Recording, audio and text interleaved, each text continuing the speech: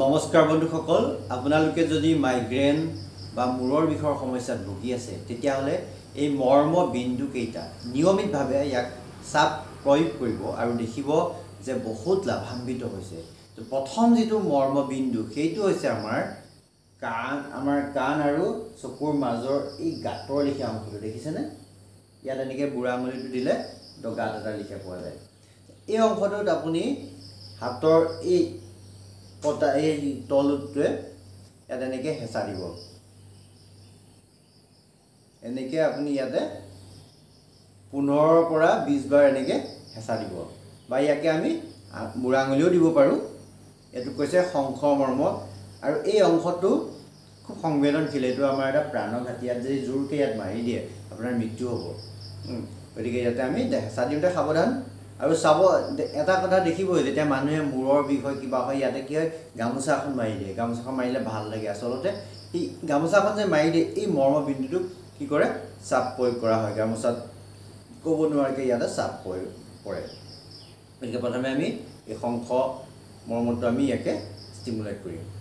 তাৰপিছতে আমাৰ দুই চেলাউৰীৰ মাজত এই অংশটো স্থপনি মৰ্ম, ইয়াক আমি কেনেকৈ চাপ প্ৰয়োগ কৰিম? আমি হাত দুখন এনেকৈ লৈছোঁ আৰু ঠিক মূৰটোৱে তললৈ হেঁচিম, হাতে ওপৰলৈ হেঁচা দিম।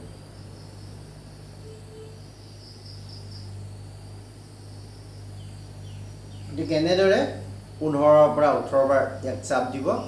তাৰপিছত আমাৰ একেবাৰে মাজত, তালুৰ মাজত এইটো যিটো কৈছে অধিপতি মৰ্ম, তাক আমি হাতখন যদি ইয়াত ৰাখোঁ, আমাৰ মধ্যমা আঙুলি গৈ যি অংশত স্পৰ্শ কৰিছে, এইটো হৈছে আমাৰ অধিপতি মৰ্মৰ স্থান। ইয়াত আমি 5টা আঙুলিৰে এনেকৈ আমি চাপ প্ৰয়োগ কৰিব লাগে।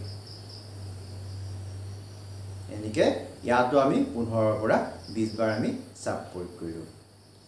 শংখ মৰ্ম, স্থপনি মৰ্ম, অধিপতি মৰ্ম। তাৰপিছতে আমি দুই হাতৰ আঙুলি দি আমি চেলাইটো অলপ অলপ এনেকৈ টানিলোঁ। চেলাইটো টানি পেলাই আমি যি অংশত এইটো আঙুলিটো ৰৈছেগৈ, মানে য'ত চেলাই শেষ হৈছে, সেই জেগাটোত চব তাত অলপ অলপ এনেকৈ আপুনি চাপ দিব। 15ৰ পৰা 20 বাৰ। এইকেইটা আমি নিয়মিত কৰিব লাগে। নিয়মিত কৰিলে যথেষ্ট ভাল ফল পোৱা যায়। আকৌ মূৰৰ বিষৰ এটা কাৰণ চাইনাছ। যিসকলৰ চাইনাছৰ সমস্যাৰ কাৰণে মূৰৰ বিষ হয়, তেওঁলোকে কি কৰিব, এই মধ্যমা আঙুলিৰে ঠিক চকুৰ এই মাজত, মানে নাকৰ একদম ওপৰৰ অংশটোত ইয়াত এনেকৈ চাপ প্ৰয়োগ কৰিব। 15ৰ পৰা 18 বাৰ। তাৰপিছত নাকৰ এই তলৰ অংশটোত ফনা মৰ্ম এনেকৈ চাপ দিয়ক। এইটো চাইনাছৰ কাৰণে খুবেই ভাল।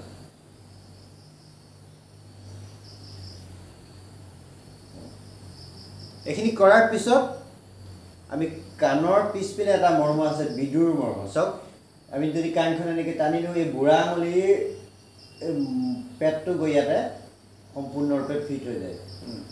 বিদুৰ মৰ্মটো কিন্তু বহুত সংবেদনশীল মৰ্ম, গতিকে সাৱধান। ইয়াত আমি চাপ প্ৰয়োগ কৰোঁতে বহুত জোৰ প্ৰয়োগ কৰিব নালাগে। আপোনালোকে দেখিব যে অলপ চাপ দিওঁতে যথেষ্ট বিষ উৎপন্ন হৈছে। ইয়াত অলপ ওপৰৰ পিনে এনেকৈ হেঁচা দিয়ক।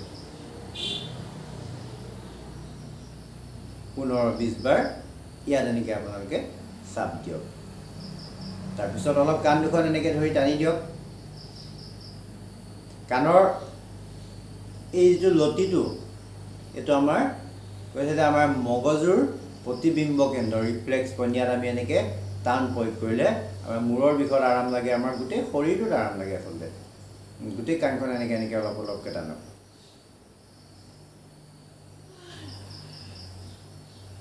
গোটেই কাণখন এনেকৈ টানি দিয়ক।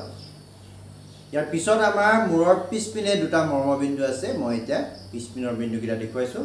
এতিয়া চাওক, আমাৰ মূৰৰ পিছপিনে দুটা এনেকৈ ইয়াতে গাঁত অংশ লিখা আছে, দেখিছে? ইয়াত এনেকৈ প্ৰেছ কৰক, যথেষ্ট আৰাম পাব।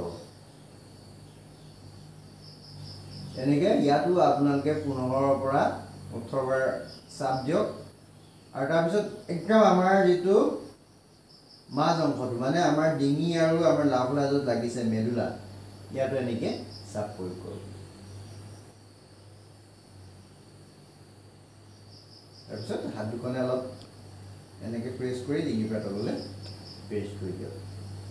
এই মৰ্মবিন্দুখিনি নিয়মিত যদি কৰি থাকে তেতিয়া আপোনালোকৰ মূৰৰ বিষ হোৱাৰ সম্ভাৱনা কমি যাব আৰু বিষৰ সময়ত কৰিলেও আৰাম পায় কিন্তু নিয়মিতভাৱে ইয়াক আমি কৰি থাকিলে যথেষ্ট ভাল।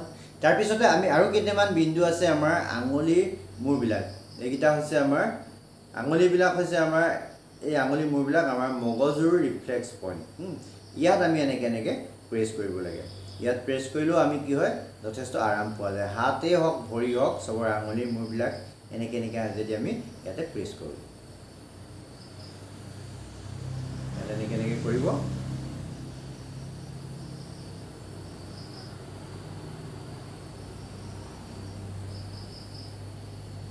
যথেষ্ট আৰাম পাব। তো আৰু এটা আমি চাব লাগে, যেতিয়া মূৰৰ বিষ আৰম্ভ হৈছে তেতিয়া চাওক আপুনি আপোনাৰ কোনটো নাকেদি উশাহ চলিছে। যদি আপোনাৰ এনেকৈ চেক কৰিব, দেখিব যে কোনোবা এটা নাক বেছিকৈ উশাহ চলিছে। যিটো নাকে বেছিকৈ উশাহ চলি আছে সেই নাকটো কপাহ বা কিবা বস্তু দি বন্ধ কৰি দিয়ক। মানে এতিয়া সেইটো নাক বন্ধ কৰি দিয়াৰ লগে লগে আপোনাৰ কি হ'ব, যিটো নাক বন্ধ হৈ আছে, উশাহ কমকৈ চলিছে, সেই নাকটো খোল খাবলৈ আৰম্ভ কৰিব। আৰু আমি যেতিয়া এই উশাহটো পৰিৱৰ্তন কৰোঁ, ইও আমাক কি কৰিবে, আমাক সেই মূৰৰ বিষ বা যিবিলাক শাৰীৰিক সমস্যা হৈ আছে সেই সময়ত উশাহ যদি আমি বিপৰীত নাকলৈ পৰিৱৰ্তন কৰোঁ, সিও আমাক যথেষ্ট আৰাম দিয়ে। তো যি কি নহওক বন্ধুসকল, এইখিনি কাম আপোনালোকে কৰক, আপোনালোকে দেখিব বহুত আপোনালোকৰ লাভান্বিত কৰিছে। আৰু মই পৰশমণি বৰা, যোগ আৰু প্ৰাকৃতিক চিকিৎসক, NLP প্ৰশিক্ষক, আৰু আশা কৰোঁ এই ভিডিঅ'টোৱে আপোনালোকক উপকৃত কৰিব। যদি ভাল পাইছে প্লিজ লাইক কৰিব, কমেণ্ট কৰি জনাব কেনে পাইছে। মই এনেকৈ আপোনালোকৰ মাজলৈ নতুন নতুন জ্ঞানৰ বতৰা লৈ আহিম। ধন্যবাদ।